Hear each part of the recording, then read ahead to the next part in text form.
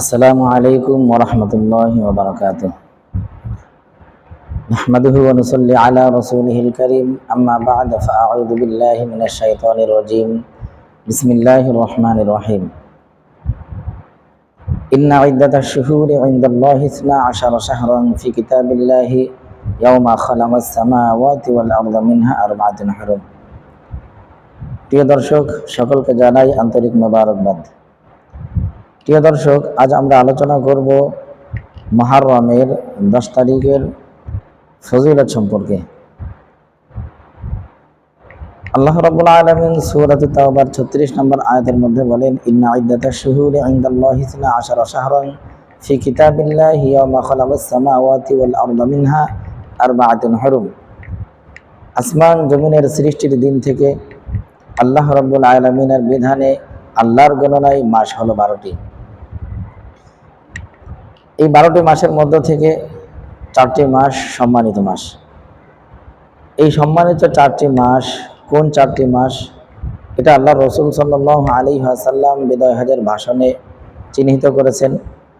নবীজি বলেছেন, জিলকদ, জিলহজ, মুহররম এবং রজব মাস, এই 4টি মাস হলো 12টি মাসের মধ্য থেকে সম্মানিত মাস। এই যে 4টি মাস, এই 4 মাসের মধ্য থেকে একটি মাস হলো মুহররম মাস। মুহররম মাস এটা আরবি বছরের, আরবি যে মাসগুলো আছে তার মধ্য থেকে সর্বপ্রথম মাস। এই মুহররমের 10 তারিখ, যেটাকে আমরা আশুরা বলেই জানি, এটা অত্যন্ত ফজিলতপূর্ণ একটা দিন। আল্লাহ রসুল সাল্লাল্লাহু আলাইহি ওয়াসাল্লাম এই দিন উপলক্ষে কি আমল করেছেন, এটা জেনে আমাদেরকে সেই অনুযায়ী আমল করতে হবে।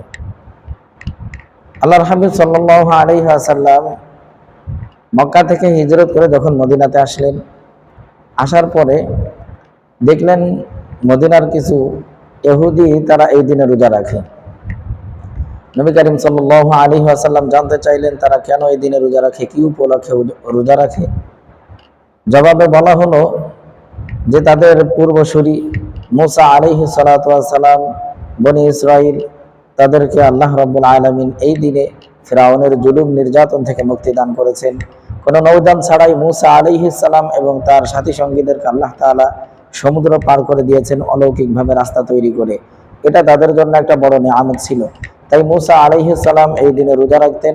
এজন্য মদিনার ইহুদিরা তার অনুসরণে এই দিনে তারা রোজা রাখতেছিল।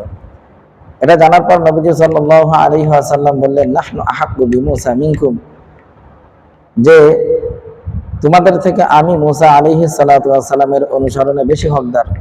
আমরা তোমাদের থেকে বেশি মুসা আলাইহিস সালামের অনুসরণ করব। ফাসামাহু আমারা বিসিয়ামিহি। অতঃপর নবীজি সাল্লাল্লাহু আলাইহি ওয়াসাল্লাম মুহররমের এই 10 তারিখে রোজা রাখলেন এবং সকল সাহাবা একরাম, সকল উম্মতদেরকে এই দিনে রোজা রাখার নির্দেশ দিলেন। এই দিনে রোজা রাখলে কি ফজিলত। মুসলিম শরীফের এক হাদিসের মধ্যে নবী সাল্লাল্লাহু আলাইহি ওয়াসাল্লাম বলেন, আফদালুস সিয়ামি বা'দা রমাদান শাহরুল্লাহিল মুহররম। রমজানের রোজার পরে আল্লাহর মাস মুহররমের রোজা সবচেয়ে বেশি ফজিলতপূর্ণ। অন্য এক হাদিসের মধ্যে আসছে, নবী সাল্লাল্লাহু আলাইহি ওয়াসাল্লাম বলেন, সিয়ামু ইয়াউমি আশুরা ইন্নী আহতাসিবু আলাল্লাহি আন ইউকাফিরাস সানাতা আল্লাতী ক্বাবলাহু।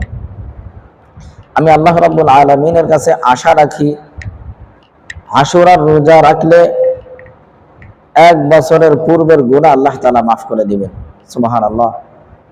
সুতরাং প্রিয় দর্শক, এখান থেকে আমরা বুঝতে পারি যে আশুরার দিন এটা অত্যন্ত ফজিলতপূর্ণ একটা দিন। এই দিনে আল্লাহ রাসূল সাল্লাল্লাহু আলাইহি ওয়াসাল্লাম রোজা রেখেছেন। সুতরাং আমরাও চেষ্টা করব এই দিনে রোজা রাখার। হাদিসে কত ফজিলতের কথা বলা হয়েছে যে এই দিনে রোজা রাখলে পূর্বের 1 বছরের গুনাহ আল্লাহ তাআলা মাফ করে দেন। সুবহানাল্লাহ। তো সুতরাং আমরা এই দিনটা রোজা রাখার চেষ্টা করব। এই দিনে রোজা রাখা মুস্তাহাব, নফল রোজা। যদি কেউ রাখতে পারে তাহলে তার জন্য সওয়াব আছে, আর কেউ রাখতে না পারলে তার জন্য কোনো গুনাহ নাই। সুতরাং আমরা সকলেই চেষ্টা করব এই দিনটা রোজা রাখি কাটানোর জন্য। এবং এই দিনের আরেকটা আমল সম্পর্কে অন্য এক হাদিসের মধ্যে, বাইহাকি শরীফের হাদিসের মধ্যে নবীজি সাল্লাল্লাহু আলাইহি ওয়াসাল্লাম বলেছেন, মান ওয়াসআ আলা ইয়ালিহি ওয়া আহলিহি ইয়াওম আশুরা ওয়াসআল্লাহু আলাইহি সাইর সালাতিহি। যে ব্যক্তি আশুরার দিনে তার পরিবার পরিজনের জন্য রিজিককে প্রসারিত করবে, অর্থাৎ তার পরিবারের জন্য ভালো খাবার দাবারের ব্যবস্থা করবে, তার আহার যারা আছে, আপনজন যারা আছে তাদের জন্য ভালো খাবার দাবারের ব্যবস্থা করবে, আল্লাহ তাআলা ওই ব্যক্তির জন্য সারা বছর রিজিকের মধ্যে বরকত দান করবেন। তার রিজিককে আল্লাহ তাআলা সারা বছরের জন্য প্রসারিত করে দেবেন। সুবহানাল্লাহ। এজন্য প্রিয় দর্শক, আমরা যারা পারবো এই দিনে আমাদের পরিবার পরিজনের জন্য ভালো খাবার দাবারের ব্যবস্থা করব। সাধ্য থাকলে, আল্লাহ তৌফিক দিলে, আপনজন যারা আছে তাদেরকে এই দিনে দাওয়াত করে আমরা মেহমানদারি করাবো। আল্লাহ তাআলা আমাদের সকলকে প্রত্যেকটা আমল ওইভাবে করার তৌফিক দান করেন যেভাবে রাসূল সাল্লাল্লাহু আলাইহি ওয়াসাল্লাম করেছেন, যেভাবে সাহাবায়ে কেরাম রাদিয়াল্লাহু তাআলা আনহুম করেছেন।